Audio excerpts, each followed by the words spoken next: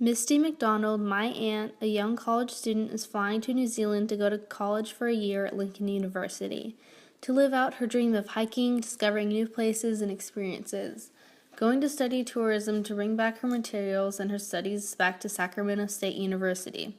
She said, "I traveled to New Zealand to get an international experience. There was an immensely long process going through applications and interviews with the people who run the program, also getting letters of recommendations from her university professors. Then after all the work trying to get into the program, she finally got accepted to go." Anxious, excited, and sad, all of the emotions that were running through her body at the time of her departure, a million thoughts vigorously racing through her mind, thoughts about leaving her family behind for a whole year. Arriving and leaving no time behind, she began going to school and making many new friends. She lived in a small dorm on campus with friends. As she was there, she discovered she had a love for hiking, using all of her time to hike extravagant places with amazing friends. She became obsessed with the untouched terrain and the places she could discover. Her favorite place was in Milford Sound. There she created new memories that would last a lifetime. One day on a 3-day hike at the Milford Sound, on the second day there was an atrocious earthquake. All the hikers in the area got together to talk about the incident.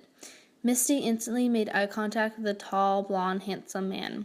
She talked to him and later learned that his name was Sam and that he was from the UK. They shared a lot of the same interests, so they hung out for the rest of the time they spent hiking. But the fun was soon over when my aunt lived on the south side of New Zealand and Sam lived on the north side. Filled with devastation and heartthrob, Sam decided to move to the south side with my aunt. There they lived together and hiked and shared their studies. But Sam's time in New Zealand was soon running out. He had traveled to Australia to finish his studies, so Misty went with him just before she had to finish college. There they spent all the time they could together, and the day came when Misty had to go back home to California and Sam had to go back home to the UK.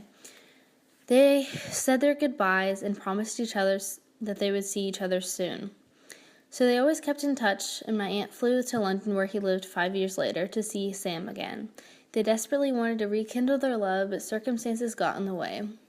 They still keep in touch today, and she said just because they can't be together doesn't mean we have to act like we've never met. She had many amazing memories, but one of her favorite one is the experience with finding new friends in someone that she loves. She said, "You may not find someone you will come to love, but you will love who you become." The magnificent terrain and the things she learned and the people she met.